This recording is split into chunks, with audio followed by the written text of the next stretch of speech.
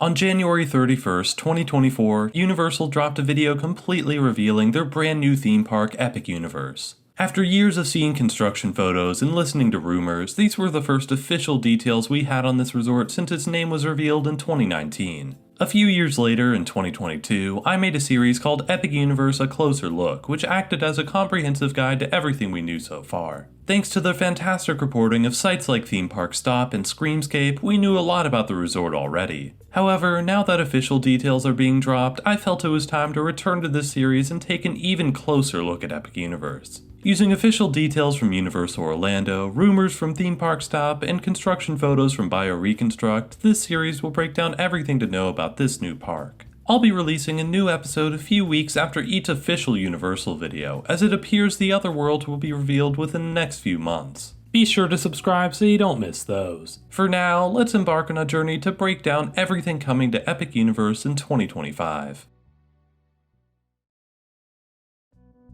A lot of the excitement towards Epic Universe right now is focused on the IP coming to the resort. Whether it be Nintendo, the Universal Monsters, Harry Potter, or How to Train Your Dragon, it's excited to see how these worlds will come to life within Epic Universe. What may be even more exciting, however, is an entirely original world coming to life. Celestial Park is its own wholly original land, built to connect those four worlds and bring them together thematically. It's the core of Epic Universe, both figuratively and literally. In the story world of Epic Universe, Celestial Park is home to the Chronos, a device which harnesses the energy of the universe to create portals to other worlds. These portals act as the entrance to each land, with a semicircle archway and a towering structure on top. Each of these portals feature a quote from their respective franchise to represent their land. Super Nintendo World has Here We Go. Dark Universe has It's Alive, It's Alive. How to Train Your Dragon has We My Friends Have Dragons. And finally, Harry Potter Ministry of Magic has For in Dreams We Enter a World That Is Entirely Our Own. These portals will feature decoration related to their franchise on the inner circle, along with a small icon on top representing its series. For example, Harry Potter has a time turner, Isle of Berk has a dragon, and Super Nintendo World appears to have a Mario icon that turns from retro to modern. In front of these portals, decorative tiles will also be themed to the franchise, making these entrances truly stand out. The front of the park will have its own portal as well, located in the center of the structure that Universal is calling the Emerald Gate. This large themed entrance is home to the Chronos, and even seems to feature the icons found on the other portals in the land. When it comes to Celestial Park itself, Universal says this land is meant to act like a world between worlds, where people come to visit for inspiration and connection.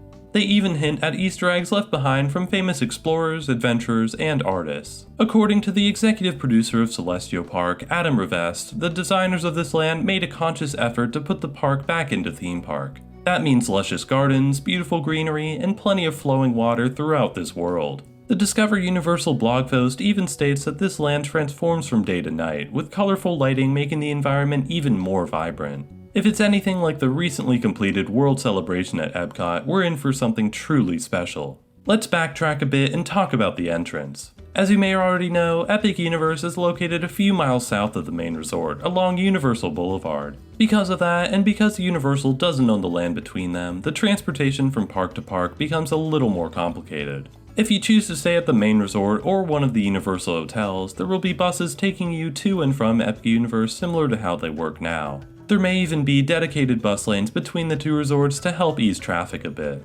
Otherwise, there will be a massive parking lot located right next to Epic Universe, similar to the ones found at the 4 Disney parks. Unfortunately, based on current construction and rumors, Universal may not offer trams to take guests from their car to the resort entrance. There are rumors that they will be adding moving walkways leading to the resort, but as of today, that's a bit uncertain. Another street leading to Epic Universe, Kirkman Road, is getting an extension and massive traffic circle in order to help ease overcrowding in the streets. Construction has started on these projects already, which should hopefully be complete in time for the park's opening in 2025. Once you manage to get to the park though, you'll need a ticket to get in. Or will you? There's been a rumor circulating around for a while that Epic Universe will have an open hub of some kind. That means Celestial Park would be free to enter, while the worlds connected to it would need a park ticket to enter. In this case, the ticket scanners and face recognition would be located at the portal entry to each world. That means these entrances could be closed if the lands reach capacity, or if Universal needs to implement a reservation system similar to Super Nintendo World at Universal Studios in Hollywood.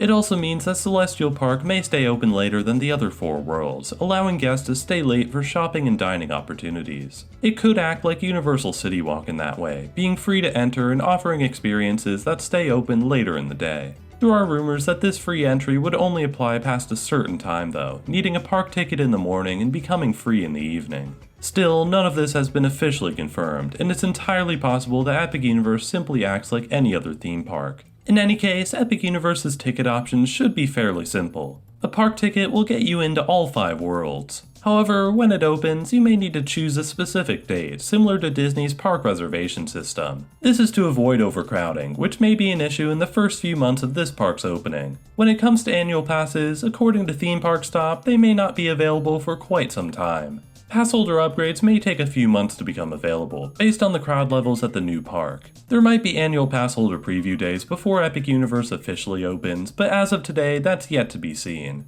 The opening date is also uncertain, with Universal changing the date from summer 2025 to just 2025 in recent promotion. This could very well mean nothing, but we'll have to wait and see.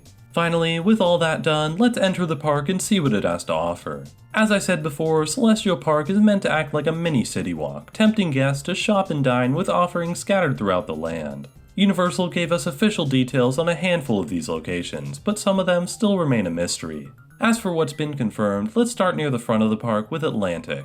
This ocean-themed restaurant is located beside one of the pools of Celestial Park, called the Neptune Pool. The restaurant itself is meant to emulate an aquarium, with fish floating above you and metallic curtains shimmering to make it seem like you're underwater. This will be a full-service sit-down restaurant, with seafood and drinks available at the Aquaria bar. No menu has been revealed yet, but Universal claims that details will be coming in the near future. Another confirmed location is the Blue Dragon Pan-Asian restaurant, located near the back of Celestial Park. This restaurant will offer Japanese, Chinese, and Thai cuisine, with a colorful aesthetic surrounding guests as they dine. The theming is meant to mimic a bustling courtyard, making it seem like you're outside at night when you're actually seated inside. There should be Easter eggs referencing Celestial Park throughout the restaurant, which is always a nice touch. Like the Atlantic, Blue Dragon will offer drinks at their Tiger Bar, which seems to be pictured in the back here. With that bar, both of these restaurants seem to be targeting an older audience, which again suggests Celestial Park's similarity to Universal City Walk.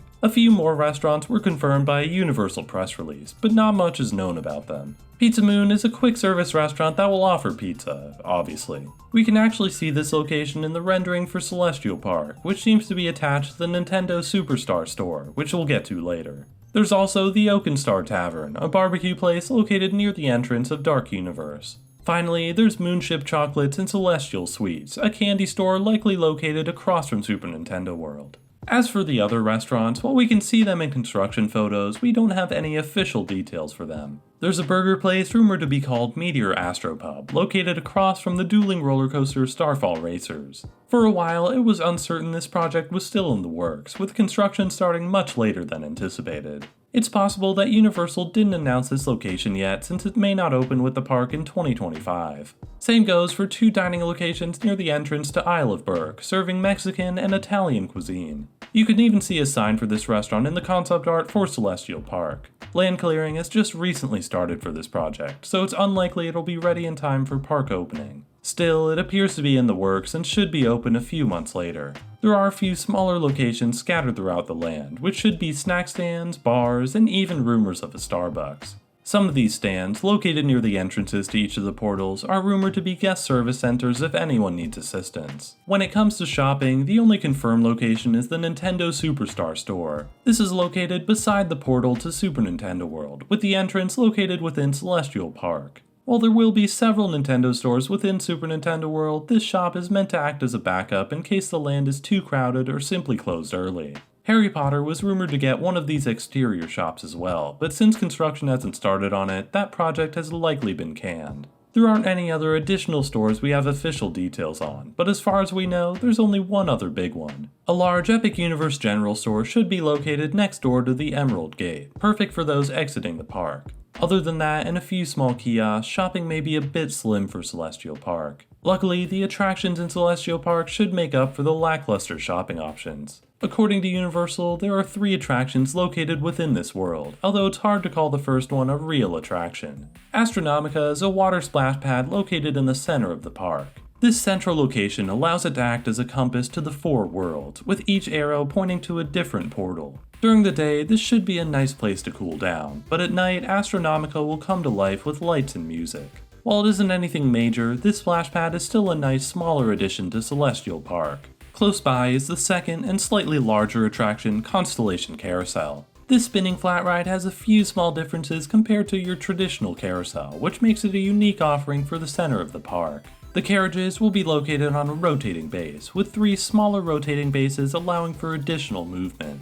Each carriage can lift 6 feet in the air and spin 360 degrees, which should make it appear like the seats are dancing in sync to the music. The theming features seating based on animals seen in constellations, and a central mesmerizer works to create a ribbon cone effect above riders. All that's to say that this should feel like a dance in the cosmos, truly immersing you in this constellation carousel. According to the Universal website, the ride won't have any height requirement, although children under 48 inches will need adult supervision to ride. Regardless, this attraction should be a great kid-friendly addition to the resort. That leads us to the final attraction at Celestial Park, Starfall Racers. This dueling roller coaster will be located between the Ministry of Magic and the Isle of Berk, with a height of 133 feet and a length of over 5,000 feet. The ride will feature 2 launches on both sides, with a maximum speed of up to 62 miles per hour. This coaster seems to match the space theming of the rest of Celestial Park, with a massive comet statue located at the front of the attraction. As seen in the concept art, there are plenty of these statues located throughout Celestial Park, which creates a nice sense of cohesion. The ride itself is meant to mimic 2 comets in the sky, with the track only being lit by the 2 illuminated ride vehicles. It has also been designed to mimic the feel of a classic wooden roller coaster, although it will be much smoother since it's built from steel. You can see a lot of massive sweeping hills throughout the layout, similar to something you might see on an older wooden coaster. However, for the most part, this will look and feel like a new steel coaster, similar to Velocicoaster at Islands of Adventure. Unlike Velocicoaster, Starfall Racers is being manufactured by Mach Rides, who are mostly known for more extreme coasters overseas. While some complain that the launches on Mach coasters aren't the punchiest, the layout itself looks fantastic, with a similar intensity to Jurassic World Velocicoaster. It will feature several different inversions, including what Universal is calling the Celestial Spin. If you want to know what that will look like and more, this animated POV by Amusement Insider seems to be the most accurate look so far. Before we move on, one final thing to look out for is an Easter egg at the back of the ride vehicle. In the Discover Universal blog, they state that this Easter egg is truly out of time. That's a reference to the DeLorean from Back to the Future, which has out of time written on its rear license plate. It's rumored that these coaster trains will feature a flux capacitor on the back, which would be a great callback to one of Universal's classic movies. Epic Universe will also be opening with 3 hotels, with 2 located across the street and 1 within the park itself. The former 2 are known as Universal Stella Nova and Terra Luna Resort. Stella Nova will be opening on January 21st, 2025, while Terra Luna will be opening on February 25th, 2025. The park likely won't be open for a few months after those dates, but reservations are open now if you'd like to book. These 2 resorts share a very similar look and very similar amenities. On the outside, colorful tiles wrap around the exterior, shining in the sunlight and looking stunning in person. Within the hotel, there will be a space-themed lobby, a spacious pool, and a variety of dining options. The rooms in each hotel seem to be similar as well, both offering layouts with 2 queen beds. As for the pricing, it seems to fall between Universal's Endless Summer Resort and Universal's Cabana Bay Resort, starting at $134 per night. The amenities do seem to match the value resorts more than Cabana Bay, but considering their location right next to the new park, it's possible this price may go down at a later date. According to Universal, you'll be able to take shuttle buses to Epic Universe or the main Universal Resort, and you'll have early park admission on certain attractions. While these 2 resorts look pretty solid, the true star of the show is located within the park itself. Universal's Helios Grand Hotel is the most premium resort at Epic Universe, located at the rear of the park with its own exclusive entrance. To match with the rest of the space theming, Helios is meant to mimic the sun, with stars decorating its walls and a light Mediterranean feel throughout. There's not much more that we officially know about this resort, but rumors suggest it will feature around 500 rooms and have a bar located on the top floor. This bar will be the perfect viewing point for Epic Universe's Nightly Spectacular, rumored to take place in the pool right at the center. This pool is surrounded by stadium-style seating and features several fountains that can shoot water over 130 feet in height. This water feature will be the core of Epic Universe's Nightly Spectacular, which should feature fireworks, projection mapping, and possibly even drones. There's no official details on this show yet, nor is there a full breakdown for the Helios Grand Hotel, so it's possible Universal is saving those details for a later news drop. If that's the case, I'll be sure to put out an updated video with new information. For now though, that's everything coming to Celestial Park at Epic Universe. Be sure to subscribe so you don't miss the next episode, and check out this video predicting the next 10 years at Universal Orlando. Thanks so much for watching, and I'll see you all next time.